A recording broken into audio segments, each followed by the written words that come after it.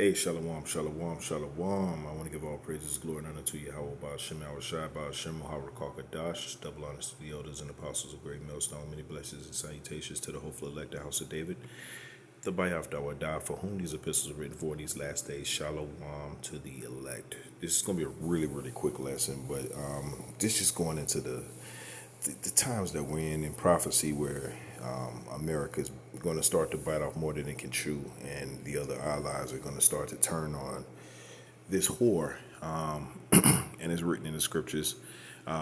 We've went over it many different times, broken it down in different ways, and it always comes back to the same conclusion that America is going to get played like a fiddle by Yahweh Ba'ashem Shai.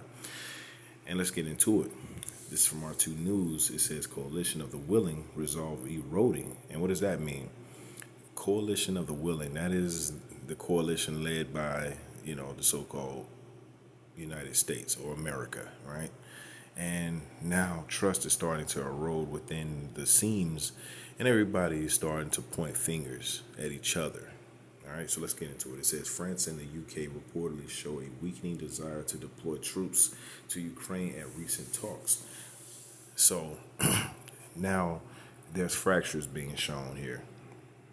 There's fractures within the understanding of where this is supposed to go, and everybody's starting to look out for self. Everybody wants to. And I can't name you the number of articles that I've just read or kind of skimmed over, and where they were talking about or hinting towards that. And that's when you start to get an overarching understanding of what the Lord is trying to convey here. Okay, He's telling you that right now, America is being separated from the rest, right? It says France and the UK displayed a weakening resolve to put boots on the ground in Ukraine during recent talks in London. The Times has reported, citing anonymous sources, always anonymous sources. It says defense chiefs from a number of European NATO states have been debating deploying forces to Ukraine as part of self-titled Coalition of the Willing. The idea, led by France and the UK, was proposed as a means of providing Kyiv with security guarantees in the event of a ceasefire with Russia. Moscow has rejected outright the idea of troops from the U.S.-led military bloc, which is NATO, being deployed to Ukraine under any pretext. So now you see, NATO entering into the picture is a major threat to Russia. I mean, there's no other way around it. It's no different than the BRICS nations going into Mexico and basically collaborating with the government of Mexico to possibly invade America. That's just the only way you can put it for an American to understand it, right? It says, according to the Times, the UK-French plan was rolled back during talks in the UK capital on Wednesday. Sir Keir Starmer and President Macron of France have offered to deploy troops to Ukraine to keep the peace as a part of the coalition of the willing. But during talks in London's sources told the Times there appeared to be a softening of the commitment, the newspaper wrote on Wednesday. However, hey, and by the way, YouTube, fair use, YouTube, fair use. It says, however, a defense source told the outlet that the UK is not prepared to abandon the plans entirely. Some European officials realized Moscow would never tolerate the deployment of the force of NATO members' troops into Ukraine, the Times reported, which would make sense, right? They would not tolerate that, but that's America. They're behind the scenes playing these politics and, using, sway, all right, to get what they want. All right. Because really what they want is a coup in Russia and China. That's what they really want. They want to set up shadow puppet governments in each location so that they can appear that they're still fighting, but really they're on the same team. Really, that's what's really going on right now. Okay. All right, this is Daniel 2:41. It says, and whereas thou sawest the feet and toes, part of potter's clay and part of iron, the kingdom shall be divided. And that's what it is. The kingdom is being divided right now. All right. It's been divided. They're divided on so many different things. The one thing they're united on is the New World Order.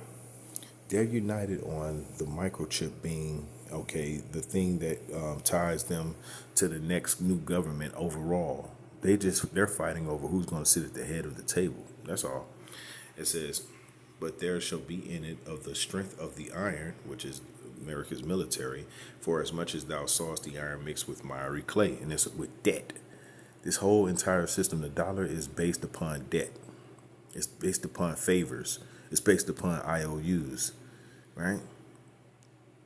It's a petrodollar, okay, tied to oil, okay, resources, right? But it's not really about resources. It's about IOU. It's about telling you that I'm going to trade with you this dollar that is worth a lot more than what you have in physical possession, which is a lie, okay? Right? The dollar's backed by nothing, okay, but promises and weak offerings, right? It says, as the toes, like and as the toes of the feet were part of iron and part of clay, so the kingdom shall be partly strong and partly broken. And so now we're in the part of the prophecy where their promises are starting to fall weak, fall upon deaf ears, and the allies of America are starting to realize that they've been had the whole time, and that they're now starting to position themselves as their own separate entity. And America's still trying to keep grasp of that power hold over them. That's the whore, okay? It says Russia has warned that if I can give an analogy, when you're with a woman that you've been with your whole, like, let's just say you were high school sweethearts with her, and that was really the first girl that took your virginity.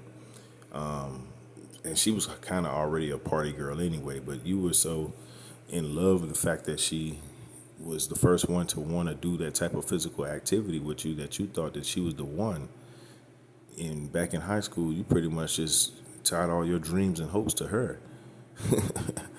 But meanwhile, she was a party girl. She's always been a party girl, okay? She was always in the streets doing whatever, and whenever, to whoever, right?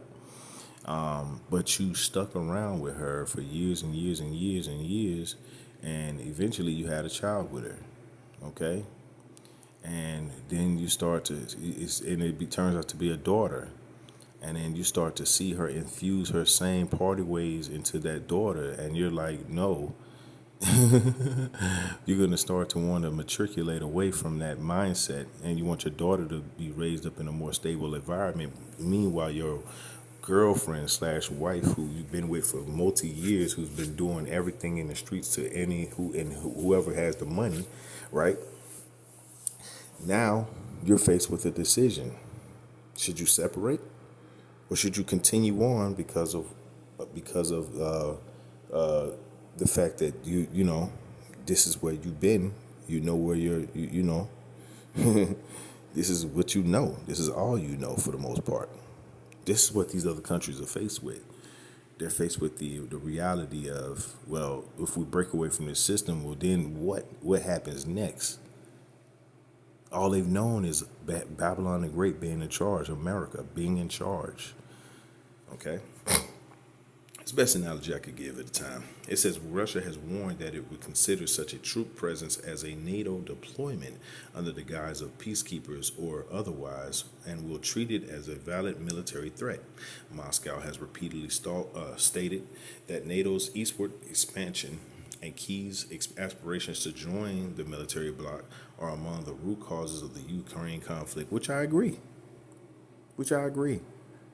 Under the settlement that they had with Russia, I believe in 1991, with Boris Yeltsin, I think it was him. Yeah. Under that agreement, all right, it was supposed to be that America would not advance eastward, okay? And that's all they've been doing for the last 30, 40 years, advancing eastward. And so Russia correctly identified that they're not going to stop, so might as well show a force, right? it's all coming down to prophecy, man. It's all coming down to prophecy. There's no way around it. We've been told this before, and we're now that we're saying it, people are starting to listen, which we know people are listening for different reasons. But how about Shemal Shah has the ear of the elect, right? This is Habakkuk 2:1. It says, "And I will stand upon my watch and set me upon the tower, and will watch to see what he will say unto me when I am reproved." That's right. So when we are step two, right? When people approach us, we have certain answers that Yahweh Shemal Shah has bestowed upon us, all right, to give to the rest of the world. Okay, starting with the elect, right? And then everybody else trickle from there. It says, verse 2, it says, "And the Lord Yahweh answered me and said, Write the vision and make it plain upon tables, that he may run that readeth it." That's right. So the elect is eventually, through all of the fray and the ruckus that's going on, the people trying to distort the message, people taking the message and trying to destroy it, the elect is still going to get it in the purest form. They're going to still take heed to it, and they're going to run with that information. They're going to use that information that Yahweh Bahashemel Shah has given unto them, all right, through the prophets, right? Verse 3, it says, "For the vision is yet for an appointed time, but at the end it shall speak and not lie. Though it tarry, wait for it, because it will surely come. It will not tarry, and it will not tarry." Okay?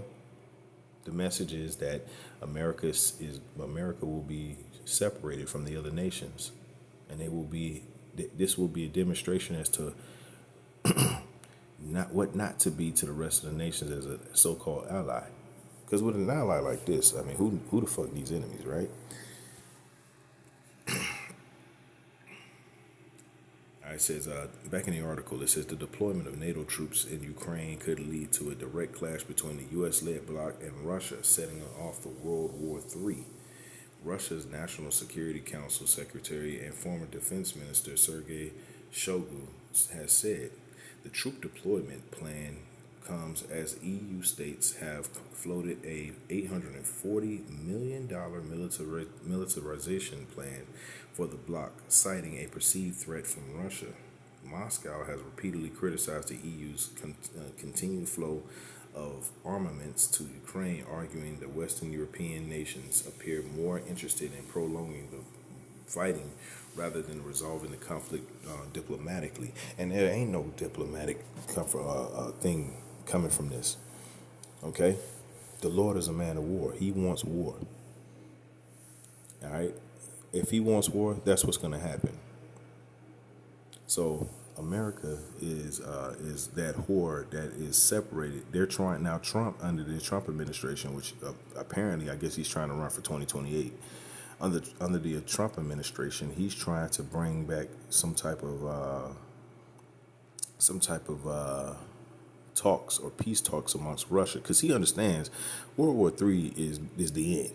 He understands this. Okay, but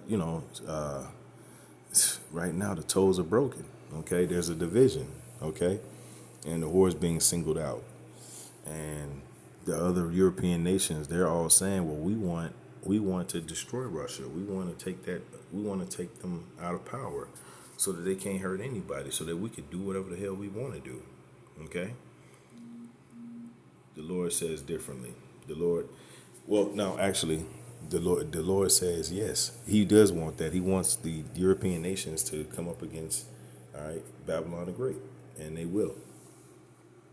Revelation 17:1, it says, "And there came one of the seven angels, which had the seven vials, and talked with me, saying unto me, Come hither, I will show unto thee the judgment of the great whore that sitteth upon many waters." And those waters are talking about peoples.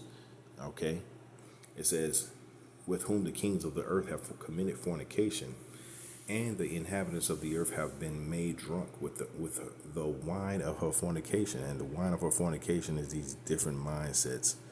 Yes, women can drive. Men can dress up in women's apparel. Women can dress up in men's apparel. Women can be men. Men can be women. Okay, dogs can be cats. Okay, fish can be toddlers. It's all over the fucking place, right? It's all over the place. And this mindset has the entire world destroyed.